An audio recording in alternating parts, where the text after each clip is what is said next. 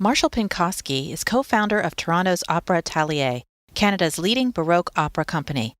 Opera Atelier brings its heralded production of Mozart's The Magic Flute to Penn State in April 2013. Pynkoski, who directs The Magic Flute, discusses his vision for the production, which is accompanied on period instruments by Tafelmusik Baroque Orchestra. He talks about staying true to the essence of an 18th-century masterwork, while making it enticing to a 21st-century audience. Pynkoski also discusses his decision to perform the comedy in English instead of its original German, and why the show is more like a modern American musical than an opera. Hi, I'm Marshall Pynkoski. I'm co-artistic director of Opera Atelier, and I'm the stage director for this production of Mozart's The Magic Flute that we're bringing to Penn State. I'm very excited about bringing this production, particularly because it's the first period production to have taken place in North America. By that I mean we have an orchestra, Tafelmusik, which will be playing on period instruments, instruments that really are 250, 200 years old, or exact replicas of those instruments. It creates a completely different sound. You experience Mozart's music in a way that is absolutely unique. It also has big impact on how the singers sing and what sort of singers we actually make use of. We have a wonderful, young, vibrant cast, people who are very close to the age and the voice type that Mozart imagined for all of these roles. But a period production is something that has to look at all aspects of production. We're actually looking at period set design, machinery, dancing, vocal techniques. All of those things come into play to create a new and vibrant production for the 21st century that is still true to the aesthetics and the original creative ideas of the original creators of the 18th century. I've been asked on a number of occasions why we produce Magic Flute in English. It's a great question. I think that comedy has got to be played in the language of the people who are listening. The timing for comedy is something that is very different than tragedy. We want people to be responding to the actors on stage in real time. We don't want people laughing before a joke has happened or laughing too late.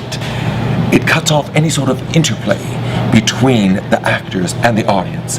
We want a real, genuine, comic connection between the singers and dancers on stage and the people who are watching. Besides that, in the 18th century, Magic Flute was created in German because it was for a German-speaking public. It was German opera for German people. Mozart would be horrified to think that people would be listening to Magic Flute and not being able to understand exactly what was said.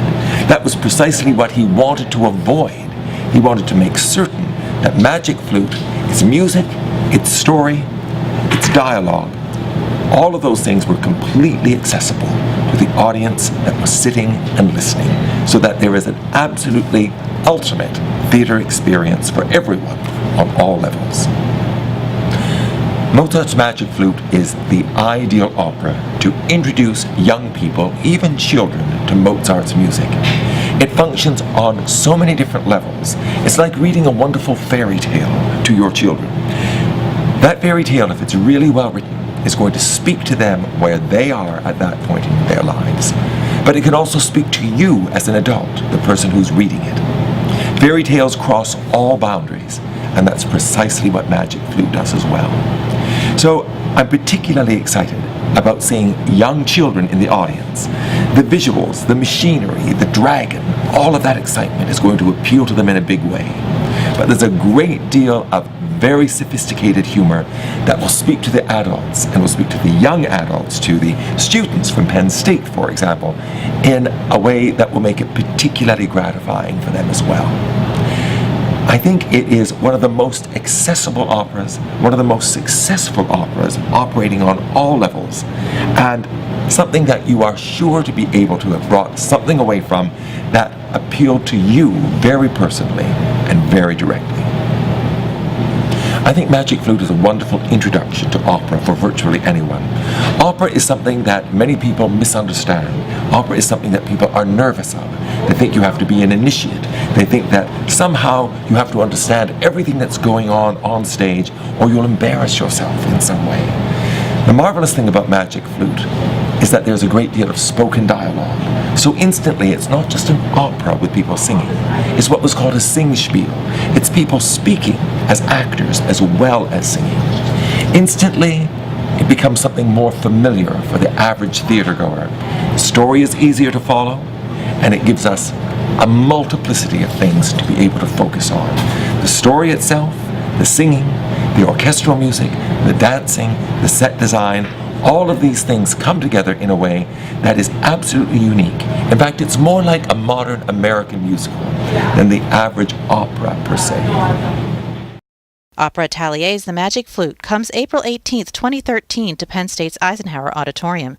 For information about tickets, visit www.cpa.psu.edu or phone 1-800-ARTS-TIX.